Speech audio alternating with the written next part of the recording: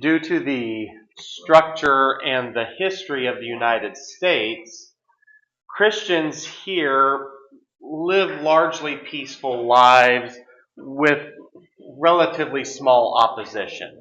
I mean, yes, you will occasionally see something come up in the news. There was the story that hit over the weekend about the officers in Fort Worth with the street preachers, but for the most part, in the United States, we live largely at peace with little persecution, little opposition.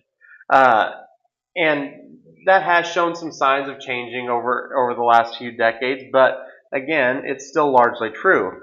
Other parts of the world, though, not so much. You know, people will be imprisoned, they will be tortured, they will be executed for the sake of Jesus Christ. The challenge for the believer is, what do you do when persecution arises? Because of the work of Jesus, that Jesus performed, we are invited to come into the presence of God. We are invited to come with boldness into the presence of God, because we do not come based upon ourselves. We come based upon Jesus and based upon His work, based upon His shed blood. And outside of Him, there is no hope of salvation. And the individual who does not accept Jesus, who is outside of the ark of safety, if you will, that person only has judgment that they will be facing, judgment from God. And so the writer of Hebrews picks up in verse number 32 this evening in chapter 10. He says, "Remember the earlier days when, after you had been enlightened, you endured a hard struggle with sufferings. Some of you were publicly exposed to taunts and afflictions, and at other times you were companions of those who were treated that way. For you sympathized with the prisoners and accepted with joy the confiscation of your possessions, knowing that you yourselves have a better and enduring possession. So don't throw away your confidence, which has a great reward, for you need endurance, so that after you have done God's will, you may receive what was promised.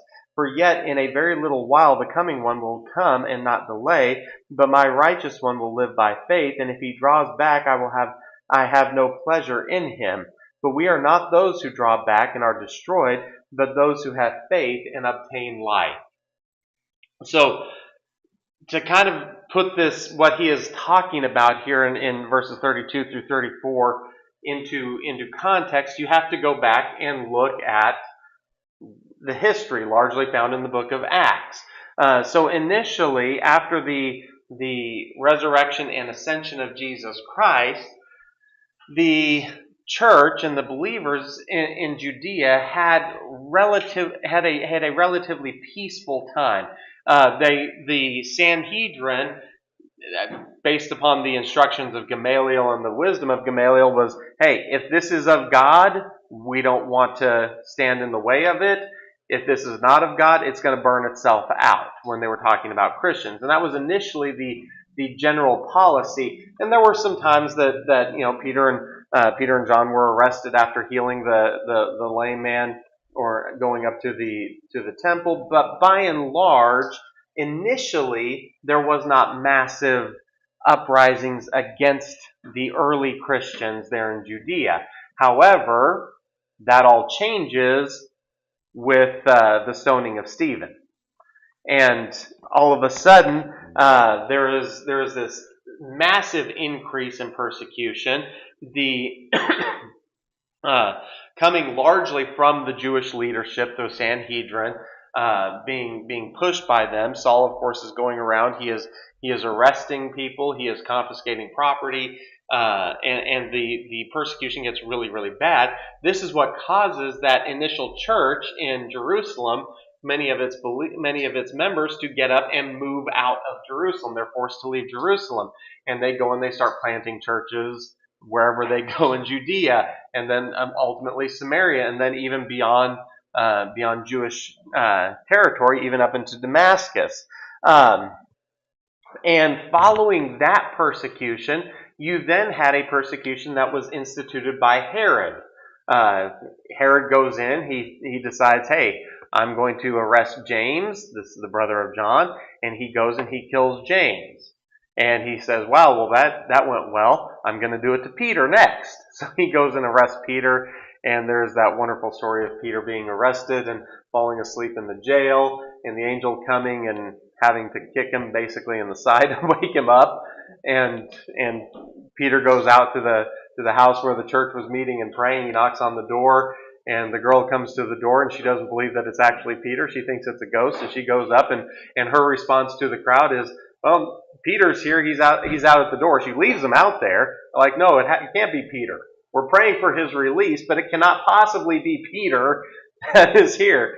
But of course, he was released from prison. And then you fast forward even further to the time that this was written, as we noted in the previous session. The book of Hebrews was written during kind of the height of the persecution that was being pushed by Herod, and so. But it is those early events that we read about in the first 10 chapters, 10, 11 chapters of the book of Acts. That's what he is referring to in these verses. When he says, remember those days after you were enlightened, you endured hard struggles with suffering. He's going back and reminding them of their own personal history, what their own personal experiences are.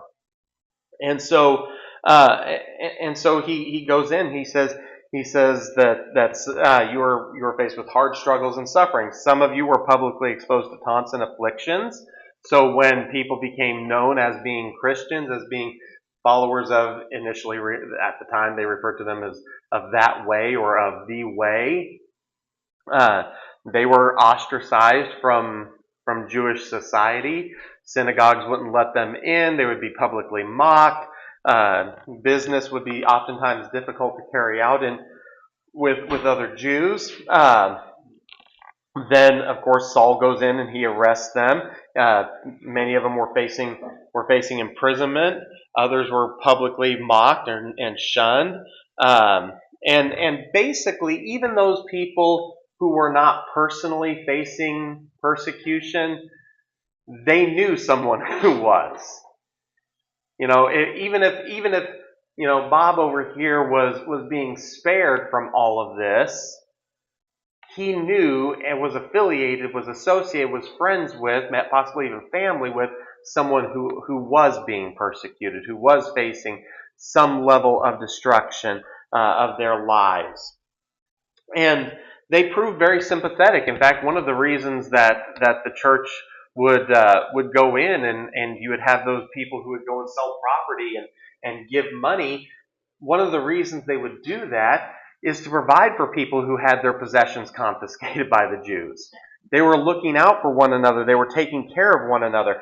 And it's quite possible that the writer of Hebrews was one of those individuals who had possibly faced imprisonment or had faced personal loss. And he could be potentially even speaking from personal experience. And and of course, those early believers were more than willing to suffer all of this because they knew that they were suffering for Jesus Christ. And that was not something to be embarrassed about. That was not considered anything of a dishonor, and quite the opposite. That God would see fit to allow them to be honored in that way, to be persecuted for the cause of Jesus Christ. In fact, at one point in time, the events became so dire that the Apostle Paul, as he was carrying out his missionary journeys, was going to all of these churches that he had started up in Asia Minor and in Europe, and he took up an offering to bring back to the believers in Judea because of what they were going through, because the persecution there had become so dire. And so this is kind of the background of what he introduces of this passage into of these events in those first 3 verses. He says, so don't throw away your confidence, which has great reward. Because when you start going through and studying the Word of God, it becomes very clear, very obvious that for the believer who suffers and remains faithful for the cause of Jesus Christ, that there are great rewards. In fact, in Matthew 5:10, one of the Beatitudes is about that. it addresses that specifically. And again, we know that this book was written at the peak persecution that was being perpetrated by the Roman Emperor Nero, and saints, both Jews and Gentiles at this time, were facing immense persecution. And by the way, Jesus said that there was going to be persecution. He told them in John 16:33, he said, you will be persecuted, you will have trouble, you will have hard times, you will suffer for my name's sake. Jesus was very clear about that. Jesus never promised that everything was just going to be perfect and wonderful and hunky-dory. We are not promised sunshine and lollipops. Definitely weren't promised it because I can't say it. There you go. But that's just the reality. And the writer of Hebrews here is acknowledging both of these truths. He's acknowledging that we have been promised persecution, we have been promised hardships, but we have also been promised with faithful endurance that there will be reward on the other end, at the far end when we are through. And to follow Christ requires endurance. That's the simple reality. To actually follow Jesus Christ requires endurance. It is, and the writer of Hebrews, and when you come to chapter 12, is going to compare it to a race. And he tells us to lay aside everything that will hold you down. But it's not a quick race. It's not the 100-meter race. This is the long marathon race. That's what the Christian life is. And you have to carry on. You have to endure. You have to move through it. Because the road is not simple. But here's the good thing. The hardships we are promised will come to an end. When Christ returns, he's going to put an end to all of the persecution. And even if we are not here to see that day, here's the other reality. Death, when we die, we come to an end of the hardships. This is one of the things that the Apostle Paul tells us or talked about himself in Philippians 1:21, where he says that for me to die is gain and to live is Christ. In 2 Corinthians 5:8, we are told that to be absent from the body is to be present with the Lord. In the story of the rich man and Lazarus, Abraham specifically points out, hey, Lazarus went through his sufferings, and now he is finding that place of rest. He is finding that time of rest, that time of peace. And it is through the eyes of faith that we are called to live by. Because the promises of God are almost always, in their fullest fulfillment, go beyond just this life. They go beyond this moment, beyond the time that we walk on this earth. They will ultimately be fulfilled in eternity. And this is an important thing to understand. This is an important reality to understand. Because, and we, in the Sunday morning service for the last few weeks, up until this last week, we did that study on suffering. But suffering only lasts during this life. But what we are promised beyond this life is what we look forward to.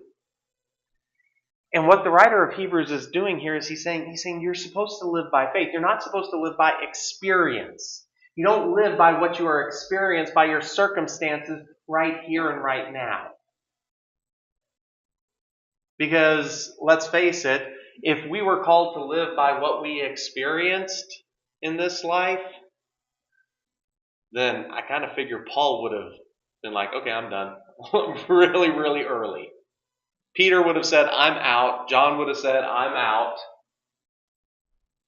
because this is not what I was signing up for. But no, we are called to live by faith. In fact, the very next chapter, this is leading us into what is referred to as the Great Hall of Faith there in Hebrews 11. But the writer here, he joins Paul in quoting from Habakkuk chapter 2 to emphasize this point. And this is the argument that Paul makes about salvation.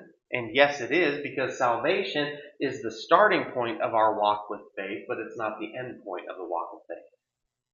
That's just where we start it. And we are called to live by it for the rest of our lives here. And it is the simple fact that faith is the medium that brings us to the Savior who can save us. We'll talk more about that when we get into the first part of get into chapter 11. But in quoting here, he says this. He says, "For a little while the coming one will come and not delay, but my righteous one will live by faith." In other words, you are supposed to live by faith. "And if he draws back, I have no pleasure in him." Now, I gave you a couple cross references here from the book of Matthew. The one is the first one is the parable of the sower, in which, and Jesus goes in, he explains the parable that it's the gospel message that he's talking about when he tosses the seed out, when the seed is tossed out. And he says you have, the some that falls on the rocky ground, some that falls on the wayside, the birds eat it up. You have some that it kind of sprouts up initially, but it doesn't really have roots. And as soon as it starts getting hot, as soon as things start getting harsh, what happens to it? It shrivels up and dies. Because it's not genuine. The second one is the wheat and the tares. And when you go in and you study that parable, you find out that they come in, they say, we realized we went out and we sowed this field with wheat, and now there's all of these weeds, these tares coming up. And the problem is, when plants are small, when plants are young, they look very similar. Growing up, I got assigned the job of weeding the garden. And so one late afternoon, early evening, I went out to the garden and started weeding. And there were all these stupid weeds that had these thorns on them, and I started pulling them. And a few days later, my dad was furious with me. Because these little thorny weeds that were about this tall weren't weeds. They were raspberry bushes. And my dad loves raspberries. It's like, I didn't even know you had raspberries back here, but the master tells me, he said, let them grow up, and when we get to the harvest, we can see the difference. As the plants grow up, we can see the difference, and we can separate them out. And this is the reality. There's a lot of people who come in, and they say the right words. They act in the right way. They look the part. They know all of the lingo, all of the jargon. But when you come right down to it, they're tares. There's no faith there. And if the hard times were to come, if persecution were to come, what would happen? They're going to run for the hills. They're going to be the first to sell out, if you will. But the writer of Hebrews says, but you're not those who draw back and are destroyed. Because he's saying you are genuinely saved. You are genuinely living by faith. And I'm reminding you of everything that you've gone through before and what you are going through right now, and encouraging you to keep on acting and keep on living and acting through the eyes of faith, to remain faithful to the leadership and the commands of Jesus Christ. Because that is what our hope is in. I've said this before. If we focus upon our circumstances at any given time, if our eyes and our total focus becomes what I'm going through in the hardships, in the difficulties, in the persecution, then it becomes very easy to say, I don't want a part of this. And like I said, for us, relatively speaking, we have it relatively easy in the United States.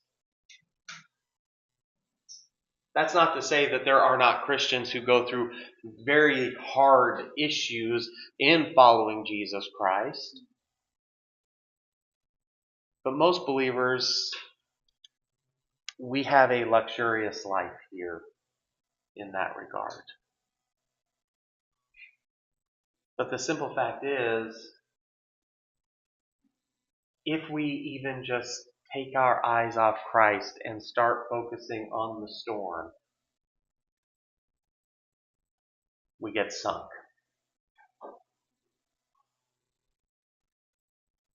See, that was what happened to Peter when he got out of the boat. He walked on the water to Jesus. And he continued to walk on the water right up until he looked at the storm and stopped looking to Christ. And then all of a sudden he's sinking, and the next thing you hear is, Lord, save me. One of the shortest prayers in all of the Word of God.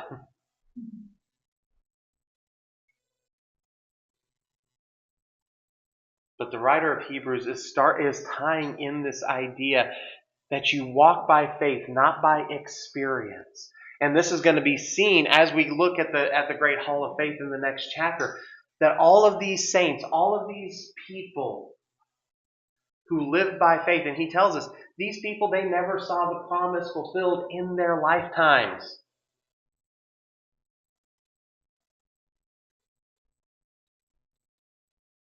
And like I said, none of us here are guaranteed that we are going to see the promise of the return of Jesus Christ in our lifetimes.